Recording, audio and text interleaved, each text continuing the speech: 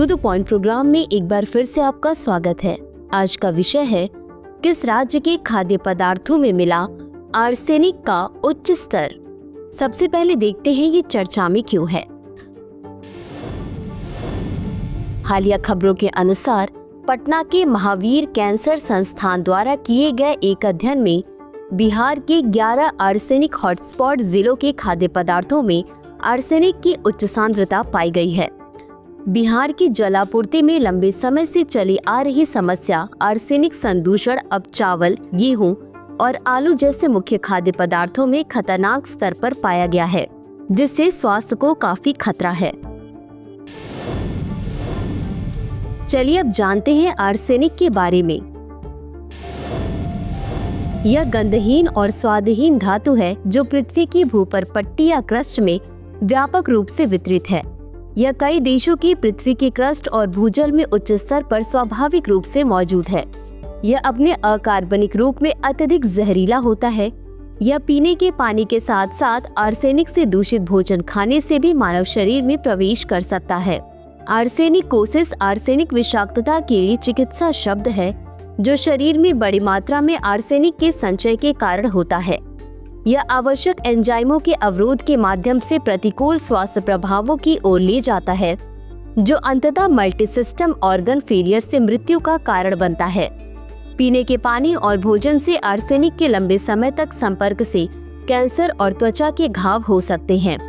यह हृदय रोग और मधुमेह से भी जुड़ा होता है। अध्ययन की मुख्य विशेषताएं। आर्सेनिक के संपर्क में आने वाले घरों से चावल, गेहूं और आलू में खाद्य और कृषि संगठन द्वारा निर्धारित अधिकतम सीमा से अधिक संदूषण का स्तर है। चावल के 14%, गेहूं के 63% और आलू के 3% नमूनों में FAO की आर्सेनिक सीमा पार हो गई है। स्तनपान कराने वाली 55% माताओं के स्तन के दूध में आर्सेनिक का स्तर WHO की सीमा से अधिक था, जिससे शिशुओं को खतरा था। भूजल में आर्सेनिक संदूषण इन क्षेत्रों में सिंचाई का एक महत्वपूर्ण स्रोत है।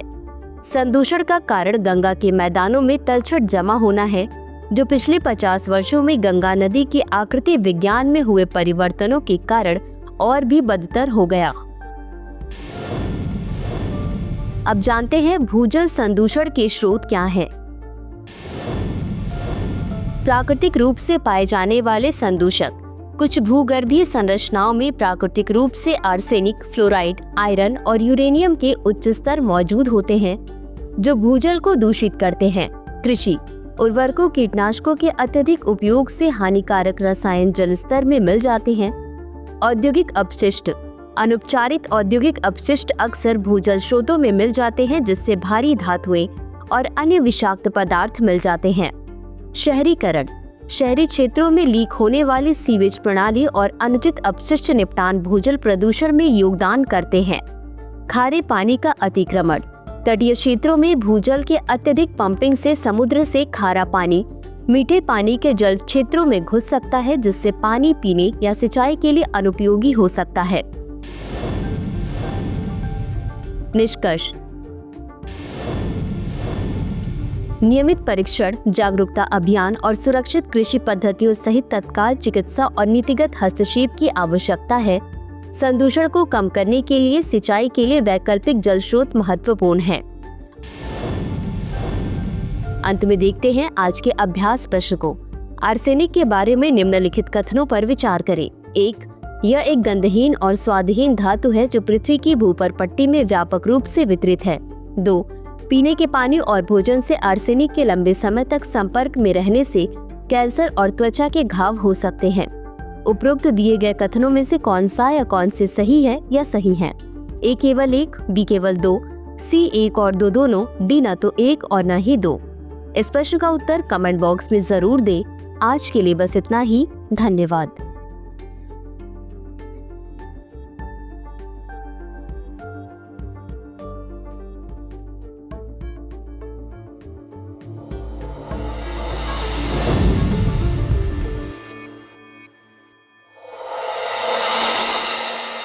डियर व्यूअर्स, अपने एग्जाम की तैयारी को और बेहतर करने के लिए हमारे चैनल को लाइक, शेयर और सब्सक्राइब करना न भूलें।